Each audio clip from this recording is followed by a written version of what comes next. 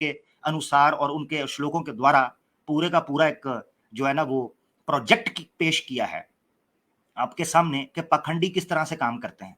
ये सारे आर्य समाजी इस वक्त पखंडी बन गए हैं। ये तो पखंडियों के लक्षण स्वामी साहब ने बताए थे। ये तो सारे के सारे लक्षण जो हैं आर्य समाजियों के अंदर पाए जा रहे हैं।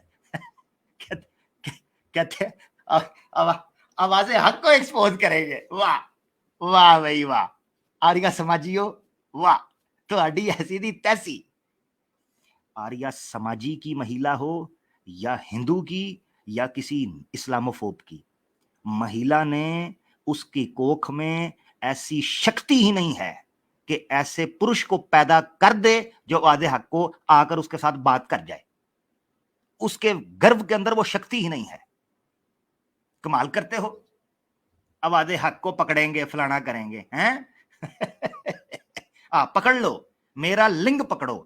अब ये गुस्सा नहीं करना, गुस्सा नहीं, क्योंकि ये खुद कहते हैं लिंग का अर्थ वो नहीं है जो मुसलमान बयान करते हैं, लिंग का अर्थ कुछ और है। तो जो है वो पकड़ लो बस, मेरा लिंग पकड़ लो।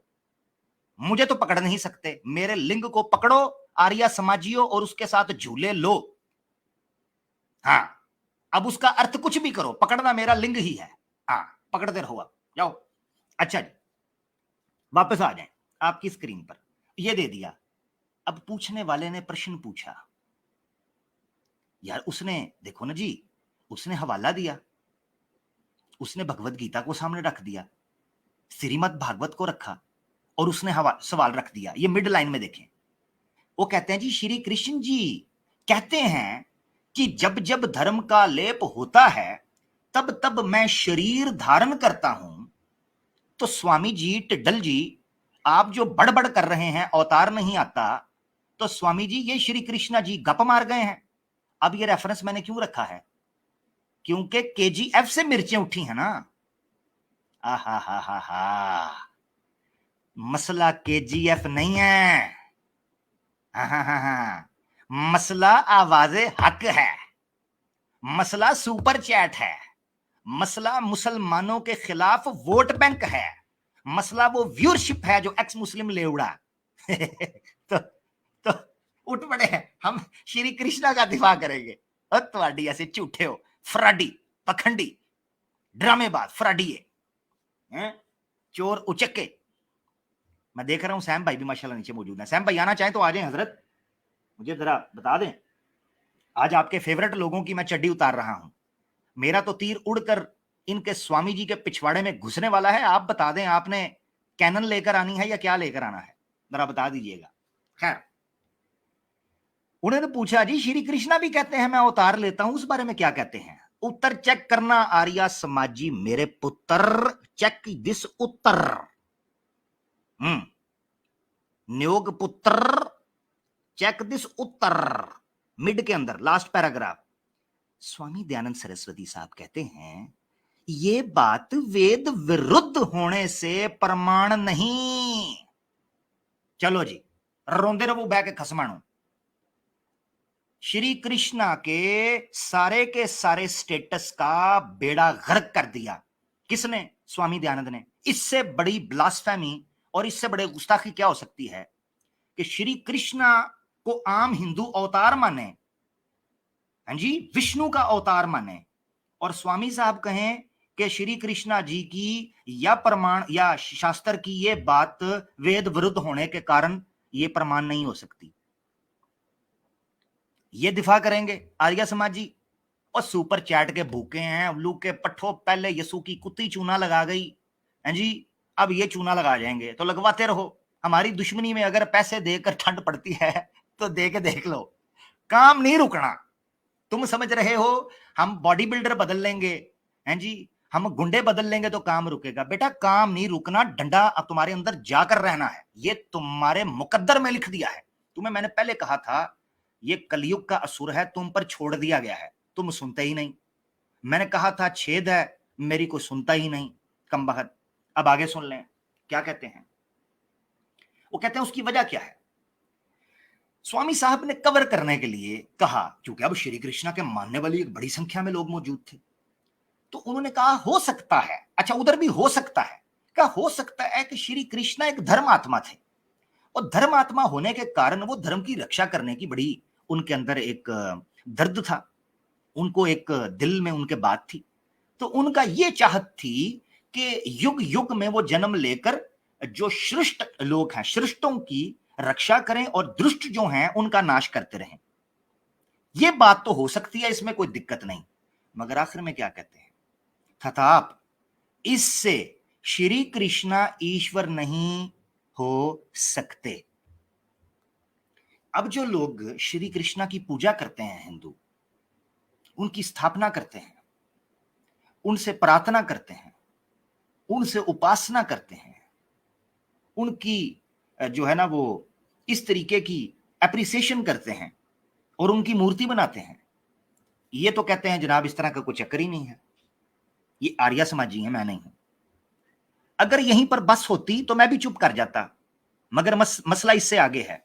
पता क्या है, श्री कृष्णा को जो विष्णु का अवतार माने उस बंदे को मूर्ख कहा हुआ है। मूर्ख ये छोटा वर्ड है, आगे और ज्यादा आएंगे, मगर मैंने कहा था ना वार्म अप मैच है आज, वार्म अप। तो आर्य समाज में जो श्री कृष्णा को विष्णु का अवतार मानता है उसको मूर्ख कहा गया। आपकी स्क्रीन के ऊपर मैं नहीं भाई, मैं नहीं कह रहा, जिसने टिड्डल का टिड्ड फाड़ना है ये स्वामी दयानंद खड़ा है। मैंने तो तीर घुसेड़ दिया है, आप भी अपने अपने त्रिशूल घुसेड़ दें। हाँ, जिधर जिधर जगह मिलती है। एक सुराख तो मैंने ढूंढ लिया, वो मेरा फेवरेट है स्वामी जी का, उस सुराख के अंदर तो तीर मेरा चला गया है। अब अपने त्रिशूल जो है वो दूसरे सुराखों के अंदर घुसाएं, मेरी जगह की तरफ कोई ना आए, सीधी बात है भाई। मैं इस मामले के अंदर बड़ा बदीद हूं, मेरी जगह मेरी है, वो मेरी फेवरेट जगह है, ठीक है ना जी। बाकी आप देख लें, ये मैं हिंदुओं से कह रहा हूं, आप अपनी जगह देख लें। लो जी, आपकी स्क्रीन के ऊपर ये देखें, सत्यार्थ प्रकाश सफा 157 या पे 157 पर पूछने वाले ने पूछा कि अगर यह मान लिया जाए कि ईश्वर का अवतार नहीं, तो जो कंस है, कंस कौन था, इसको मैंने हाईलाइट किया पहली लाइन में। कंस कौन था? कंस मामा जी श्री कृष्णा ने जिसका वध किया था, कंस का पुटाना जरा चुसाना का भाई। तो पुटाना जरा चुसाना को बचपन में वध किया और कंस का वध जवानी में किया, जब कुबजा जरा झुक जा कर लिया हुआ था। तो कुबजा जरा झुक जा के कॉन्टेक्स्ट में ये कंस का भी जिक्र आया था। अच्छा, तो सवाल ये था, प्रश्न पूछा जनाब उन्होंने कि कंस और रावण आदि जो दुष्ट लोग हैं उनका नाश कैसे हो सकता है? फिर अगर ईश्वर अवतार नहीं लेगा तो कंस और रावण आदि जो दुष्ट लोग हैं उनका नाश कैसे होगा? यह सवाल हुआ।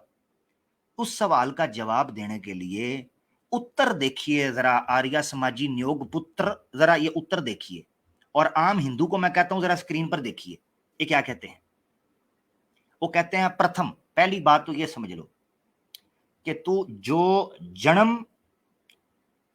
जन्मा है वह अवश्य मृत्यु को प्राप्त होता है। जो शख्स जन्म लेता है वो मरता भी है। यानी वो श्री कृष्णा को और अवतारों को सामने रखकर कह रहे हैं, ये तो उन्होंने सीधा सीधा कर दिया, ठीक है।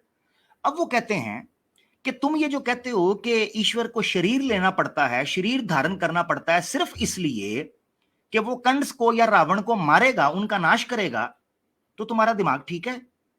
उसको ये लेने की जरूरत क्यों है? हत्ता कि वो यहां तक कह देते हैं कि वो इस तरह का सर्वव्यापक है, यानी सर्वव्यापक हर जगह पर मौजूद है, हर जगह को कवर किए हुए होने से कंस रावण आदि, ये मिड में जो येलो लाइन है वो देखिए, कंस और रावण आदि जैसे लोग हैं उनके शरीर में भी परिपूर्ण हो रहा है। उनके शरीर के, यानी रावण हो या कंस हो, उनके शरीर के अंदर भी ईश्वर मौजूद है। सवाल ये उठता है, श्री कृष्ण ने ईश्वर को मारा था फिर जो उनके शरीर के अंदर था, हैं? और राम ने जो रावण का वध किया था उसके अंदर भी ईश्वर था। ये उल्लू के पट्टे क्या हैं? ये आर्य समाज है या क्या है? ये देखो आपकी स्क्रीन पर है, खुद लिख रहे हैं। अच्छा, अब आगे वो कहते हैं उनकी मिसाल जो है ना रावण और कंस की, ये कीड़े मकोड़े हैं। इनका वध तो किसी वक्त भी किया जा सकता है, ईश्वर कभी भी कर सकता है। अब आपने आखिरी 2 लाइनें देखनी है, आखिरी 2 लाइनें, ये बड़ी इंपॉर्टेंट है।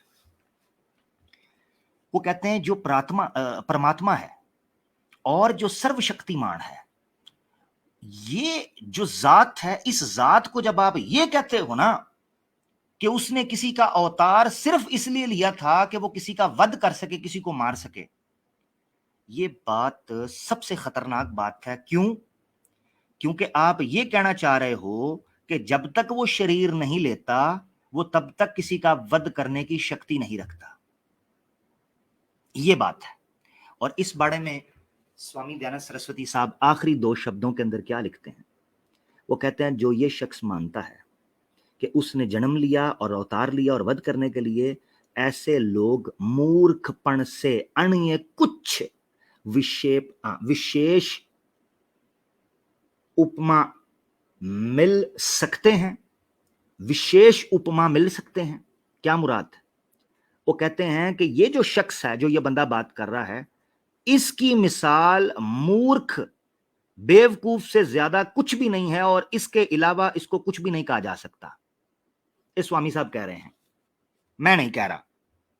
तो ये जो श्री कृष्णा का डिफेंस करने के लिए लोग मैदान में उतरे हैं, आर्य समाजी बनकर, ये अपनी किताबें तो पढ़ ले पहले। श्री कृष्णा को जो अवतार मान रहा है, श्री राम को जो अवतार मान रहा है, इसी तरीके से दीगर कोई 21 के करीब अवतार जो मुख्तलिफ माने जाते हैं सनातन धर्म के अंदर, उनको जो मान रहा है वो तो मूर्खपन, उसकी जो मिसाल है उसके अलावा दी कोई नहीं जा सकती। ये स्वामी दयानंद सरस्वती साहब कह रहे हैं। मैंने कट टू शॉर्ट आपके सामने रख दिया। अब दूसरी चीज देख लें। आपको याद होगा हमने महाशिवरात्रि के ऊपर प्रोग्राम किया था और शिव का भी हमारा प्लान है कि शिव के ऊपर भी कुछ ना कुछ मूवी आनी चाहिए।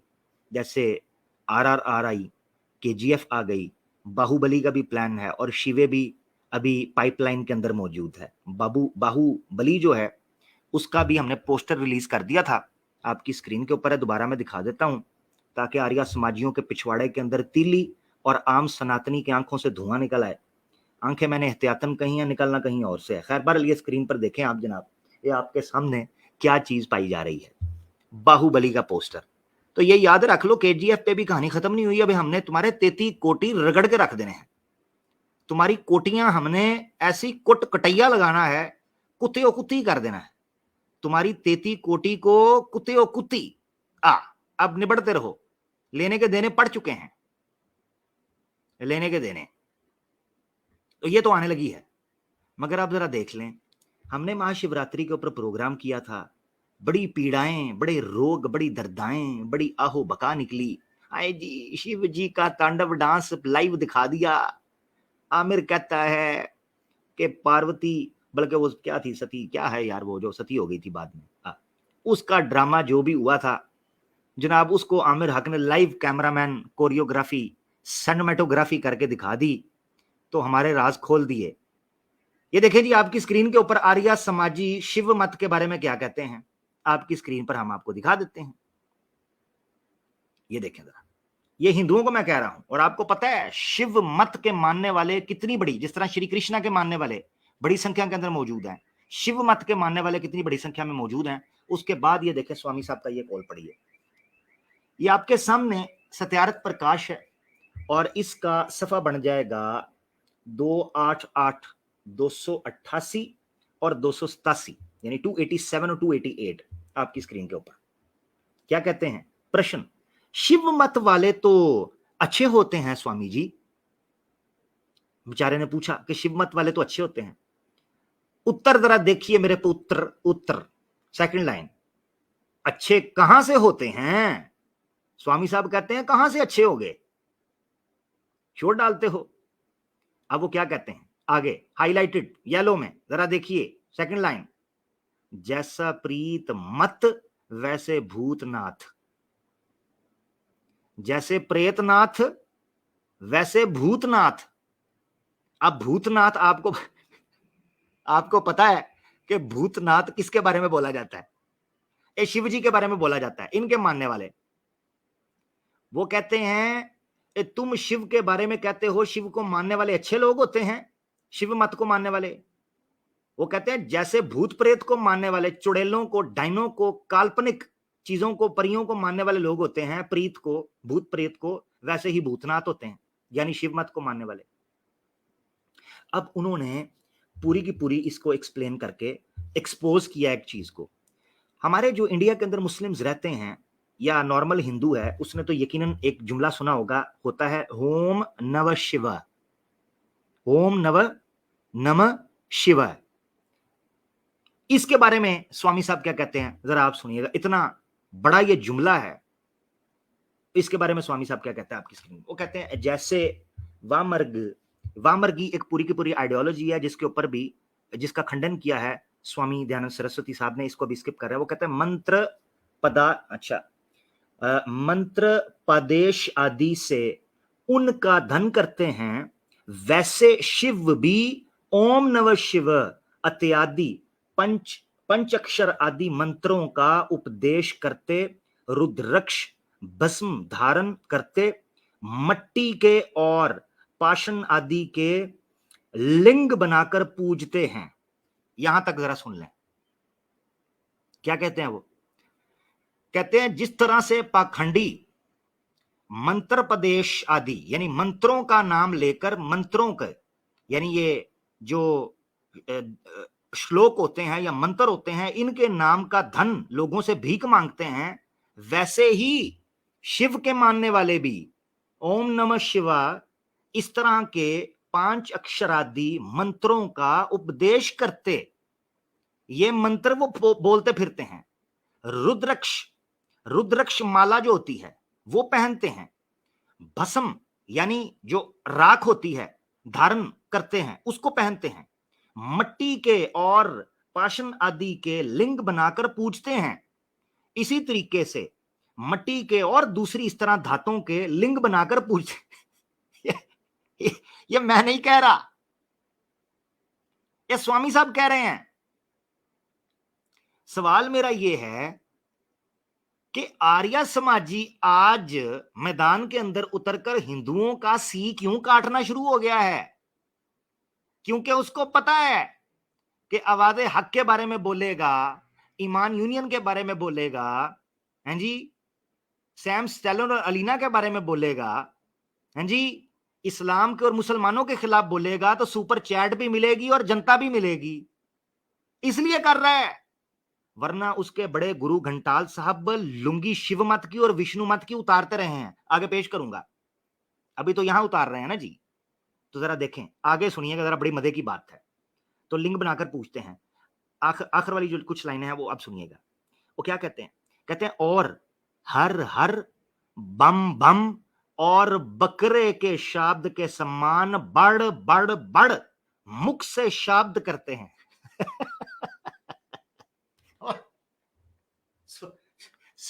स्वामी साहब कहते हैं इस शिव मत को मानने वाले हर हर बम बम बड़ बड़, हैं जी, वो जिस तरह अंदाज अपना अपना के अंदर गाना था ना, बॉम बॉम बॉम बॉम है, वो दो मस्ताने चले जिंदगी बना, वो ड्रामा ये जरा चेक करें। तो आर्य समाज के बानी स्वामी दयानंद सरस्वती कहते हैं कि शिव मत वाले हर हर बम बम बड़ बड़ बड़ बकरे की तरह करते हैं, बकरे की तरह। अब यहीं पर बस नहीं, वो कहते हैं उसका कारण ये कहते हैं जब मैंने शिव मत से पूछा कि इसका कारण क्या है इस हर हर बम बम बड़ बड़, हैं जी, हाँ, बॉम डिकी डिकी बॉम, और नीचे कोई भी लिख रहा है, हाँ, तो बॉम डिकी डिकी बॉम, ये जो शिव मत का बॉम डिकी डिकी बॉम, इनकी डिकी के ऊपर स्वामी दयानंद सरस्वती ने अपना टिड्ड फेरा है, इनकी डिकियों के ऊपर, ये पौराणिक जो हैं, तो इनकी डिकियों के ऊपर बॉम्ब बॉम्ब करने का कारण क्या है, ये श्री महर्षि स्वामी दयानंद साहब खुद बताते हैं। जरा तवज्जो स्क्रीन के ऊपर, वो कहते हैं इसका कारण ये कहते हैं कि ताली बजाने, ये नीचे वाला पैराग्राफ है अब जो लास्ट वाला 3, कहते हैं इसका कारण ये है कि ताली बजाने और बम बम शब्द बोलने से पार्वती प्रसन्न और महादेव अप्रसन्न होता है। जुमला चेक कीजिएगा, वो कहते हैं पार्वती देवी खुश होती हैं और महादेव को गुस्सा चढ़ता है, हैं जी। क्यों गुस्सा चढ़ता है, क्या होता है? आगे देखिएगा जरा, स्वामी साहब सेकंड लास्ट लाइन में वो कहते हैं, क्योंकि जब भस्मासुर के आगे से महादेव भागे थे, तब बम बम और ठा ठी, ये देखिए जी आपके सामने, ठा ठठी, तो ठाठ ठू की तालियां बजी थीं और गाल बजाने से पार्वती अप्रसन्न और महादेव प्रसन्न होते हैं। ये जी आपके सामने शिव मत की चड्डी चौंक के अंदर उतार रहा है आर्या समाज का बानी, और आर्या समाजी सुपर चैट और व्यूअरशिप, और आजकल कहते हैं जी हमारा फेक अकाउंट बन गया है, पैसे ना देना। उल्लू के पट्ठो, पहले पैसे इकट्ठे करते हो, बाद में कहते हो फेक है, ताकि कोई तुमसे पूछ ना सके कि पैसा गया किधर। वाह भाई वाह, ये सही इनकी टीटो पार्टी है। हैं जी, हमारी कोई फेक क्यों नहीं बनाता? क्योंकि दुनिया जानती है, पब्लिक को पता है, हम बूट की नोक पर रखते हैं धन दौलत को, सारी जनता जानती है। ये तुम्हारी फेक क्यों बनती हैं? सोचो ना एक मिनट के लिए। अब को हमारी ना बना ले उल्लू का पठा, मगर अभी तक हम बैठे हैं, हमारी नहीं कभी किसी ने फेक बनाई। ये मुफ्ती साहब की नहीं कभी किसी ने फेक बनाई, क्योंकि हमारा पब्लिक में इमेज है। हम ठोक के कहते हैं कि धन दौलत बूट की नोक के ऊपर रखते हैं, ये तो फी सबीलिल्लाह है। तुम्हारी क्यों बनती हैं? क्योंकि सबको पता है, मंगतो, बेकारियों, पाखंडियों, सबको पता है कि तुम लोग धन दौलत की खातिर यहां टीटो पार्टी कर रहे हो। तो आर्या समाजी आगे कहता है जी 1 रुपया भी मत इसको देना। दूसरा उठाया वो साहिल उल्लू का पठा, पुष्पा भैया, वो क्या कहता है जी? कहता है जी पूजा कुमारी है, मेरी फेक किस्म की आईडी बन गई है। हाँ, पहले तो खुद डायरेक्ट उसको देते थे ना, शराबे कबाबे उड़ाते थे, देखना कहीं मेरी वो पूजा ना हो। अजी सुनती हो, तुम ना को कार्रवाई डाल देना। बाद में ब्लेम मेरे पे आ जाना है, ये पूजा इसने प्लांट की थी। तो करते क्या है जी? पहले आइडिया बनाते हैं, पैसे जब इकट्ठे होना शुरू हो जाएं और पैसे जब रुक जाएं तो खुद ही स्क्रीनशॉट लेके कम्युनिटी पोस्ट पर डालकर कहते हैं हमारे नाम पर धंधा चल रहा है। और तुम्हारी औकात क्या है? रवि श्री श्री रविशंकर के सालो, तुम्हें पैसा देता कौन है? मुझे ये तो बताओ। तुम्हारी शक्लें हैं, शक्लें हैं तुम्हारी। तो अच्छा, ये देख लें आपकी स्क्रीन पर, ये शिव मत की चड्डी उतार दी और मैदान में निकल आए हैं। क्या है जी? आवाज़े हक को टाकरा देंगे। बेटा ओ बेटा, सामने आके टाकरा देना है। बड़ बड़ अपनी जगह पर करते रहो, तुम भी हर हर बम बम बड़ बड़ उधर बैठ के करते रहो, जिस तरह शिव मत वाले करते हैं। आर्या समाजियो, तुम भी करते रहो, औकात तो तुम्हारी है कोई नहीं सामने आने की। अच्छा खैर, तो कहते क्या है, शिव जी भस्मासुर के सामने लग के भाग गए थे। शिव मत की ब्लास्फेमी नहीं तो और क्या है। मैं हिंदुओं से सवाल करता हूं कि आदम सीकर से तो धोखा खा लिया है, क्या बार बार तुम्हारे नसीब में धोखे खाना ही लिखा है क्या है? अच्छा, यहां मैं एक बड़ा यूनिक आपके सामने इंफॉर्मेशन रखना चाहता हूं, वो ये है कि सत्यार्थ प्रकाश में तो स्वामी साहब जो हैं शिव मत का खंडन कर रहे हैं और उनकी बेइज्जती कर रहे हैं, मगर एक अजीब बात यह है कि स्वामी दयानंद सरस्वती का जब जीवन चरित्र मैं पढ़ रहा था, पंडित लेखराम के द्वारा इकट्ठा किया हुआ, तो उसमें जवानी के अंदर, बल्कि जब अपने गुरु, क्या नाम था उनका, विरजानंद, विरजानंद करके उनका नाम था अगर मैं गलत नहीं तो ये पाखंड जितने हैं, दयानंद हो या विरजानंद, ये सारे पाखंड हैं, या विवेकानंद, तो ये सारे पाखंड जो हैं उनसे ये उनका चेला था। उनका चेला कहता है जी मैं जा रहा हूं वेदों की जनाब तालीम पूरे हिंदुस्तान के अंदर फैलाने, अपना टिड लेके पूरे हिंदुस्तान का सफर करूंगा मोटे पेट के साथ। उन्होंने कहा अच्छा जी कीजिएगा।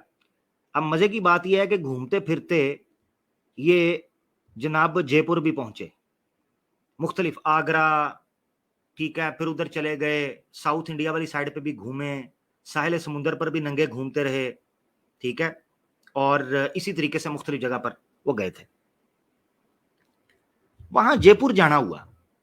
अब मजे की बात यह है कि स्वामी साहब खुद शिव मत की तबलीग करते रहे, शिव मत को प्रोपेगेट करते रहे, और अब कहते हैं बड़ बड़ बम बम बोबो। ये क्या बात हुई? उस वक्त क्योंकि पैसे मिल रहे थे, रुद्राक्ष मालाएं अच्छी खासी बिजनेस का सबब बनी हुई थी, और तब तो हिंदुओं की आप निंदा नहीं करते थे। उस वक्त तो शिव मत को आपने अपना ओढ़ना बिछोना बनाया था स्वामी साहब हैं, आर्या समाजी पिल्लो। उस वक्त तो तुम्हारा स्वामी पेट की खातिर छोटी सी लुंगी पहनकर, अपना पेट और पिछवाड़ा निकालकर, हैं, रुद्राक्ष माला पहनकर, और किसी गधे की जो राख है उसकी चिता की वो मलकर जनाब उधर दर दर की ठोकरें खाता था। बकवासी हो, उस वक्त तो आप बात नहीं करते थे। आज तुम कहते हो आर्या समाज मैदान में आ गया है हिंदू की रक्षा के लिए, छनकना मेरा खोते दे खोर। आगे चलो, ये देखिए जरा, आपकी स्क्रीन पर मैं दिखाता हूं सबूत। ये आपको दिखाई थी ना किताब जी, ये इसी जीवन चरित्र से मैंने लिया है जो पंडित लेखराम ने इकट्ठा किया। आर्य समाज के बहुत बड़े पंडित ये माने जाते हैं। तो आपकी स्क्रीन के ऊपर ये देखें जी, सवा बन जाएगा 5 6 56 56, ठीक है जी। अब आपके सामने है, वो कहते हैं रियासत जयपुर के जयपुर नगर में जब स्वामी साहब पहुंचे, ठीक है ना, ये सफर कर रहे थे सन्यासी, लोगों के पैसे पे पलने वाले खिंजीर, ये जब मुख्तलिफ जगह पर घूम रहे थे तो उधर इनकी हालत बयान की है एक पंडित साहब ने। इनके साथी थे, इनके सफर में मौजूद थे। जब ये जयपुर पहुंचे तो उस वक्त स्वामी साहब की हालत क्या थी? ये जो आजकल शिव मत के ऊपर बड़ बड़ बम बम बोबो कर रहे हैं, ये बड़बोला बोल बच्चन टिड्डल, उस वक्त क्या करता था जरा देखें आखिरी लाइन के अंदर। वो कहते हैं वो रुद्राक्ष का कांटा पहनते स्वामी दयानंद सरस्वती खुद रुद्राक्ष माला अपने मोटी सुअर जितनी गर्दन के अंदर बांधे हुए थे। अब सुअर से को बुरा ना माने, आम हिंदू तो बिल्कुल भी बुरा ना माने जी, आपका वराह अवतार है एक, बुरा ना मानिएगा, ठीक है। आर्या समाज को बुरा मानने दें, वो तो हर चीज का बुरा मानते हैं, वो किसको अच्छा कहते हैं, वो तो कभी अपने स्वामी की भी निंदा कर देते हैं। तो उनकी फिक्र ना करें, वो तो अपने घर वालों से राजी नहीं, तो इसलिए उनकी टेंशन छोड़ें। तो ये सुअर की गर्दन वाला स्वामी दयानंद सरस्वती ये रुद्राक्ष का कांटा पहनते, ये शिव मत बन गया था उस वक्त, और भभूत भभूत लगाते थे। भभूत क्या है? भभूत कहते हैं भस्म को, राख को। ये राख कौन लगाता था जी? ये तो शिव लगाता था, ये स्वामी साहब ने लगाई है। अब आप सिनेरियो सामने रखें, रुद्राक्ष पहना हुआ है, ठीक है, रुद्राक्ष उसके साथ भभूत लगाया हुआ है, यानी ऐश राख जो होती है वो लगाई हुई है। केवल अगली लाइन देखिएगा आखिरी, केवल एक चौड़ी कोपनी पहनते थे। कौन? स्वामी दयानंद सरस्वती साहब। अब ये चौड़ी कोपनी का क्या मतलब है? कोपनी, कोपनी कहते हैं लंगोट को, यानी पूरा बदन सरता पैर नंगे, सिर्फ एक छोटी लंगोट होती थी भगवा कलर की, वो स्वामी साहब पहना करते थे, और रुद्राक्ष मालाएं होती थी, कांटा लगता था। इसी तरीके से वो जनाब भभूति अपने जिस्म पर मला करते थे। ये स्वामी साहब थे। और ये किस तरीके से कह रहे हैं कि जनाब बड़ बड़ बम बम बोबो हैं? यार स्वामी दे उत्ते भी मैंने को सॉन्ग बनाना पैना, मैंने लगता है, क्योंकि मंजी इनकी मैंने फिर तसल्ली से ठोकनी है। आर्या समाजियो, इंसान दे पुत्र बन जाओ, वरना स्वामी की आत्मा आपके पास आकर हाथ जोड़कर कहेगी कि गलत टाइम पर पंगा ले रहे हो, गोरों के जमाने में जो करना था कर चुके, अब तुम्हारी ऐसी मैं लाश खराब करूंगा कि तुम्हारे स्वामी साहब अपनी लंगोट उतार के तुम्हारे कंधे पर रखकर कहेंगे खुद ही उतार लो, इससे पहले के वादे हक उतारे। हाँ, फिर ना मुझे कहना कि मैं स्वामी साहब के ऊपर बड़ा ठरकी किस्म का गाना बनाऊंगा। वैसे दिल मेरा कर रहा है, सोचता हूं इस बारे में, लेट्स सी आगे से रिस्पांस कैसा आता है। जैसा रिस्पांस वैसी चपेड़, ठीक है ना जी। ये देख, ये तो आपने देख लिया, ये था स्वामी साहब का खुद का हाल। अब स्वामी साहब ने जयपुर के अंदर दवाई फेर